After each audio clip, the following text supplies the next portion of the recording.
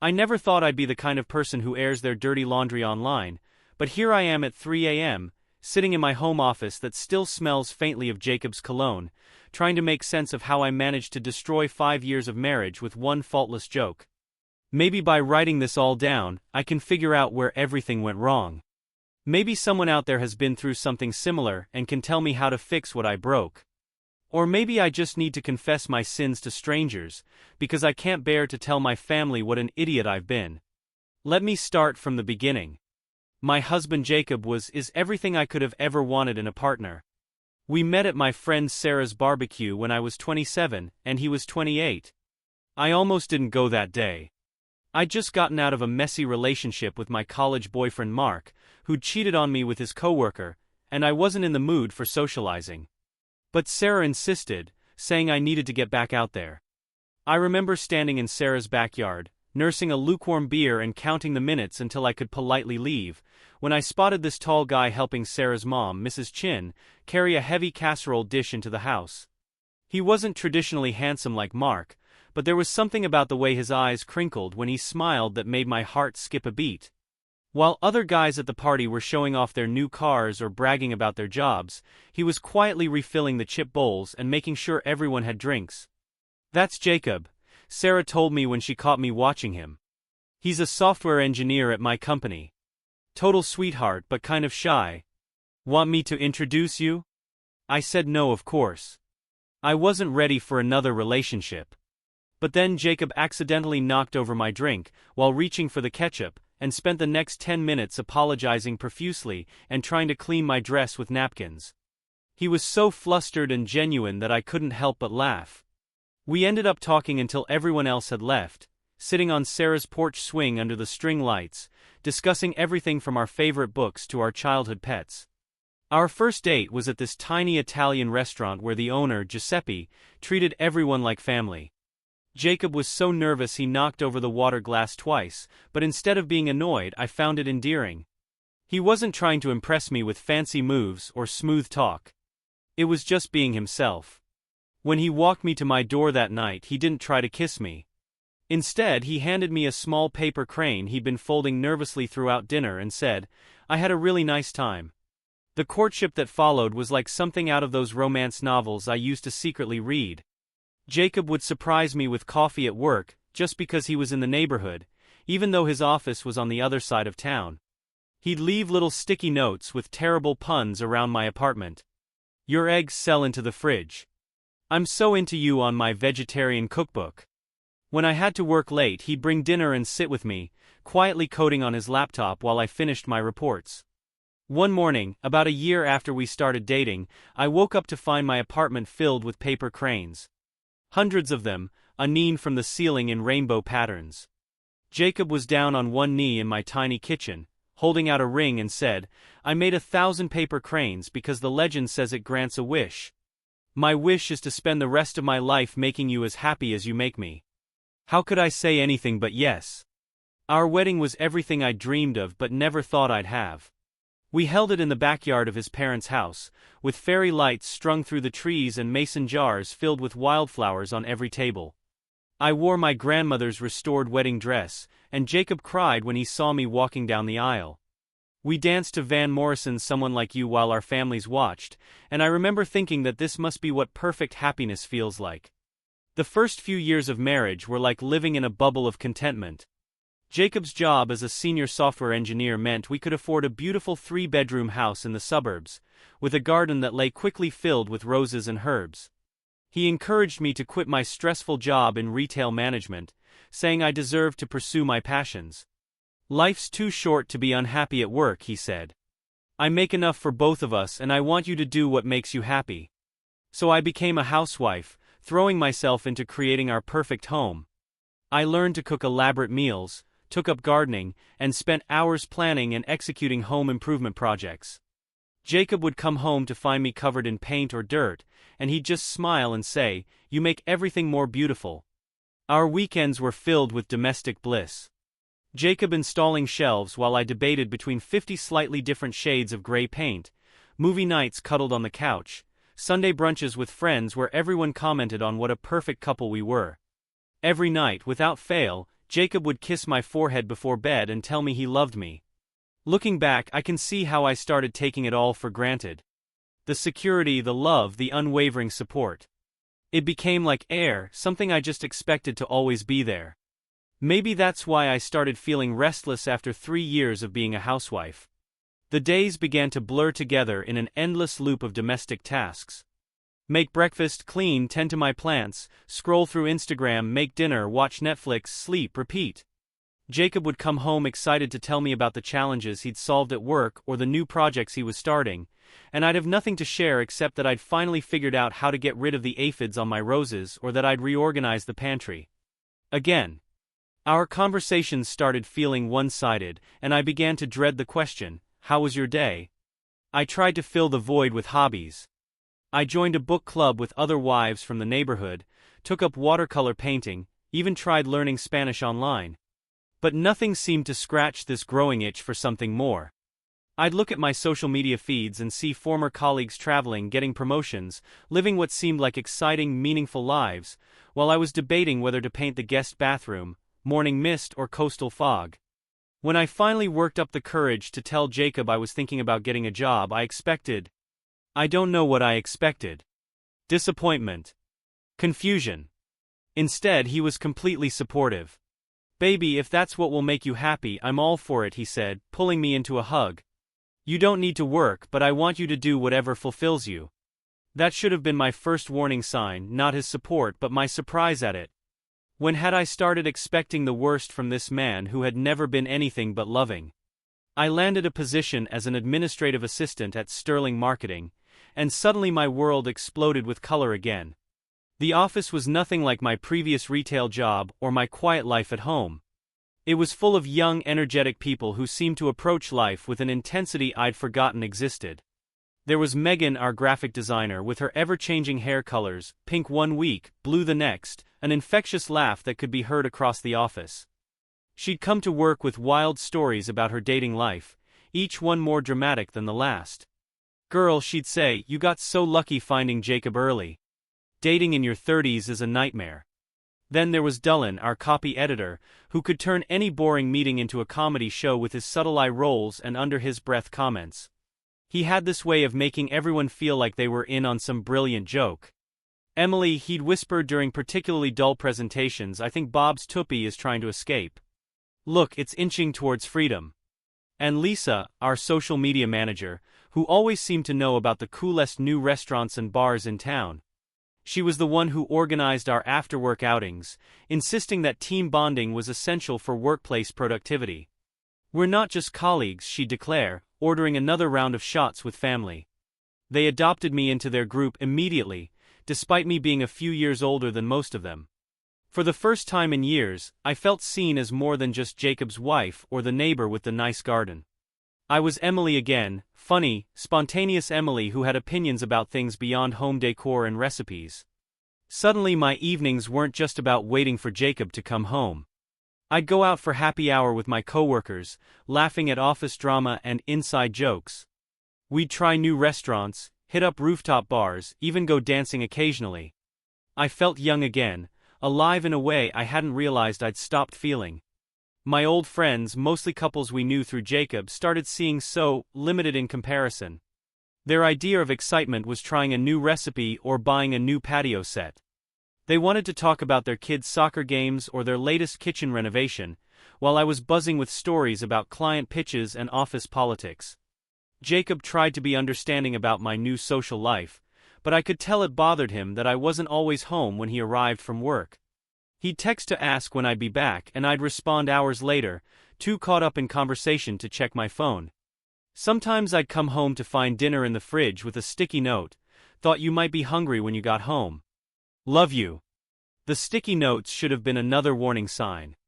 They weren't cute puns anymore, they were reminders of everything I was starting to neglect. But I was too caught up in my new life to notice. I started making excuses to skip our regular Sunday brunches with friends, preferring to recover from Saturday night outings with my work crowd. When Jacob suggested we take a weekend trip to the beach house we used to visit every summer, I told him I couldn't get away from work, even though I knew Lisa would have covered for me. Then came that night, that stupid night that changed everything. We were at the Edison, this trendy downtown bar with exposed brick walls and overpriced cocktails. It was a Thursday, but we were celebrating landing a major client, and the drinks were flowing freely. Lisa was complaining about her boyfriend's jealous streak, how he'd blown up her phone with texts because she posted a photo with a male colleague. "He's so possessive," she said, rolling her eyes dramatically. "Like, God forbid I talk to another guy. He probably has cameras installed in our apartment." "You're lucky your husband's not like that," Megan chimed in, signaling the bartender for another round. "Jacob seems so chill about you going out all the time." My ex would have had a meltdown. Maybe it was a tequila. Maybe it was wanting to seem cool and worldly in front of my new friends. Maybe it was some twisted need to prove I wasn't just some boring housewife. Whatever it was, I laughed and said the words that would shatter my marriage. "Oh yeah, Jacob's such a cuck. He'd probably just sit there and watch if I flirted with other guys." The words came out so easily, like I was commenting on the weather or complaining about traffic. My friends laughed, and the conversation moved on to office gossip. I didn't think anything of it until I got home that night and found Jacob sitting in our dark living room, illuminated only by the blue light of his phone. "Had fun?" he asked, his voice completely flat. "Yeah, just drinks with the usual crew," I replied, dropping my purse on the counter and kick him off my heels. "Why are you still up?" "Dylan's girlfriend worked at the Edison," he said quietly. "She overheard your little joke about me." My stomach dropped to my feet. "Jacob, a cuck." His voice cracked slightly, and I'd never heard him sound like that before. "That's what you think of me? That's how you describe your husband to your friends?" "It was just a stupid joke." I tried to explain, my head spinning from alcohol and panic. "I didn't mean anything by it." "Do you have any idea what that word means?" He stood up, and for the first time in our marriage, I couldn't read his expression. "Do you understand what you're implying about me, about our marriage?" "Baby, please don't." He held up his hand, and I noticed it was shaking slightly. "Just don't. I'm going to sleep in the guest room." That was 3 weeks ago. 3 weeks of silence that feels louder than any scream. 3 weeks of Jacob leaving for work before I wake up and going straight to the guest room when he gets home. 3 weeks of me trying to apologize, trying to explain, trying to make him understand that it was just a faultless comment. I've tried everything. I wrote him letters explaining how sorry I am, sipping them under the guest room door. I cooked his favorite meals, though they sit untouched in the fridge.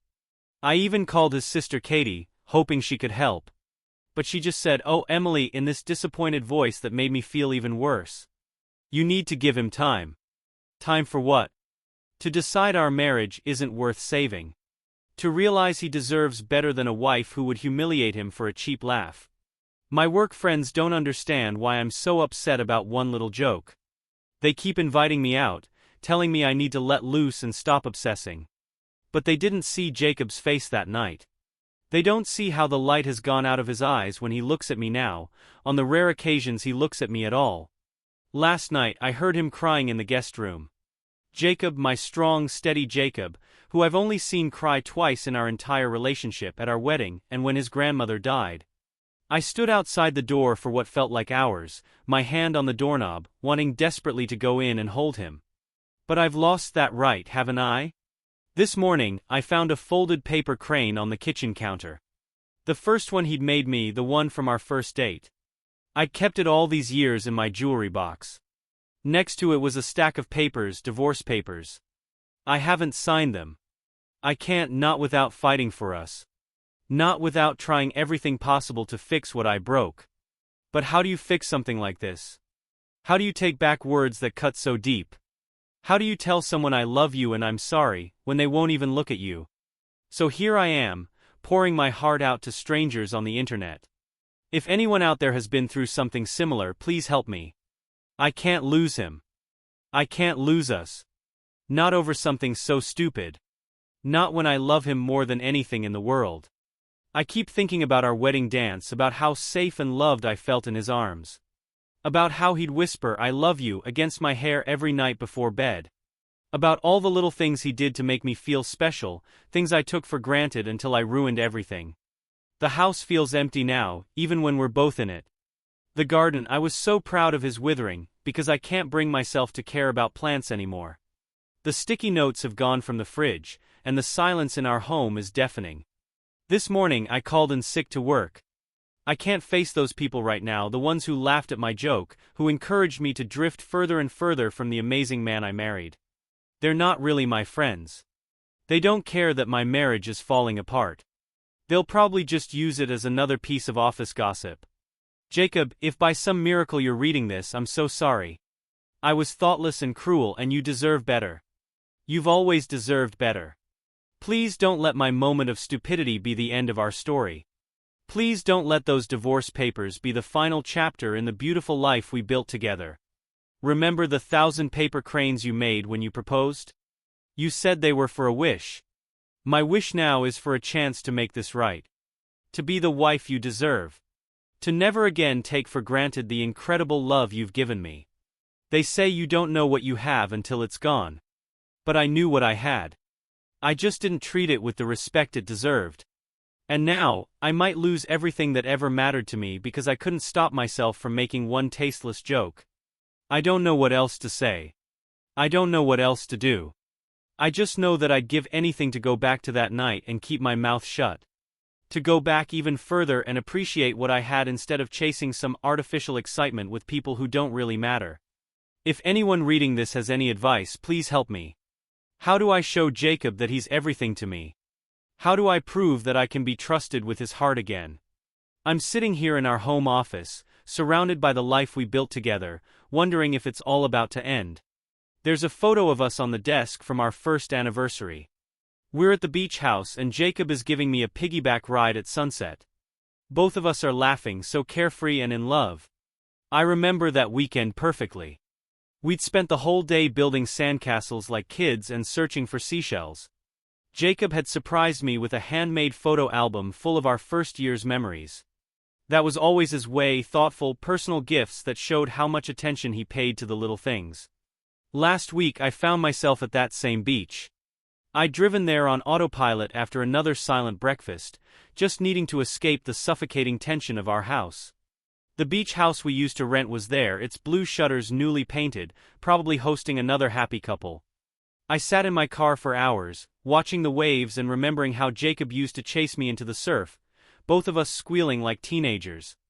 My phone buzzed constantly. Work emails, messages from my friends asking why I wasn't at happy hour, a text from Lisa about some office drama I used to care about.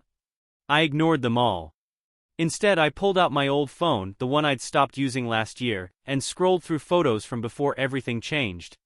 There we were at Christmas, Jacob wearing the ridiculous reindeer sweater I'd bought him, grinning as he helped my niece build a gingerbread house. A video of him trying to teach me to make pasta from scratch, both of us covered in flour, his patient instructions turning to laughter when I dropped the entire batch on the floor. Dozens of selfies from our weekend hiking trips, his arm always protectively around my shoulders, my head tucked into his chest. When did I stop taking photos like that?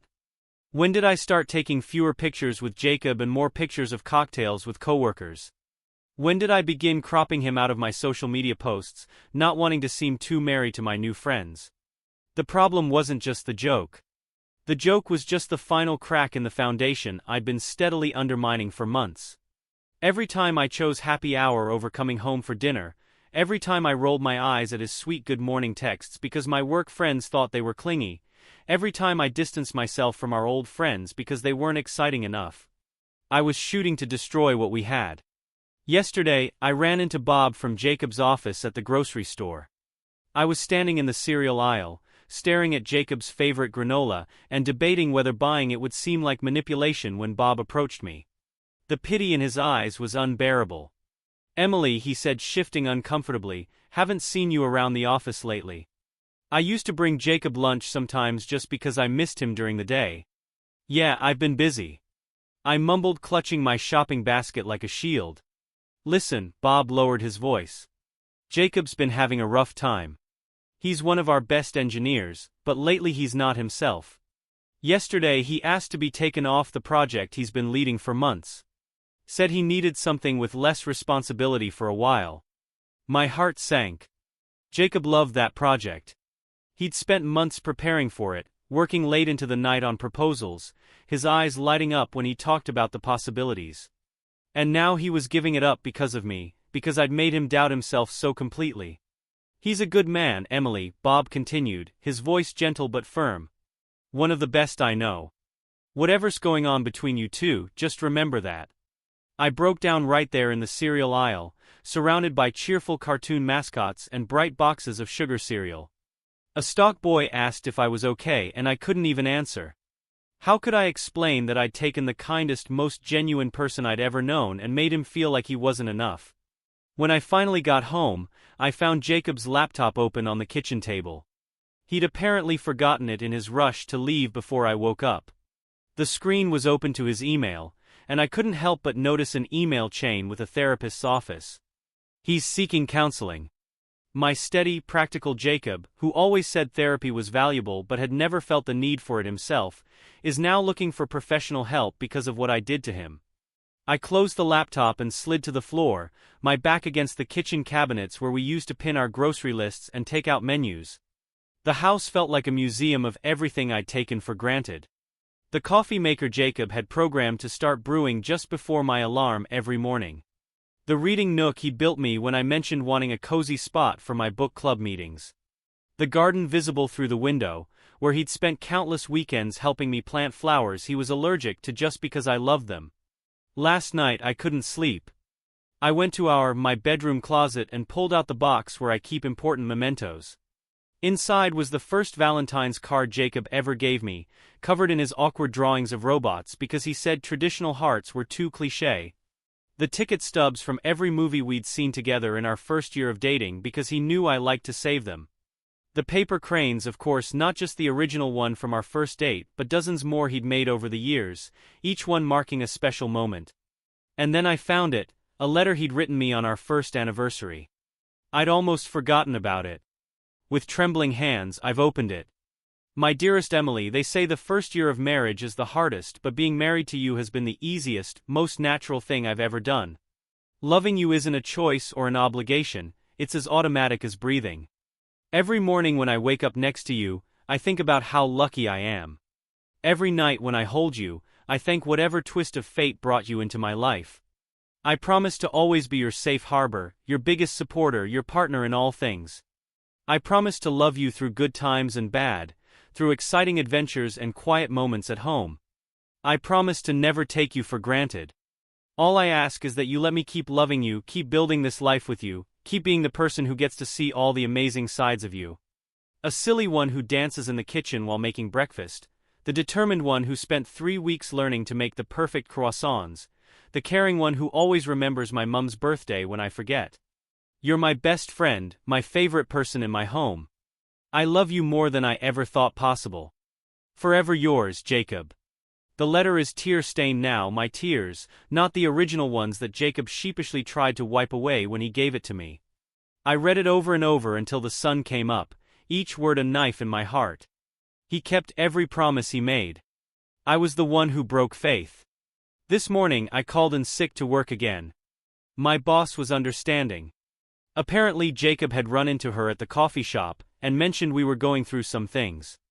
Even now, even after what I did, he's still protecting me, still making sure I don't face any professional consequences for my personal crisis.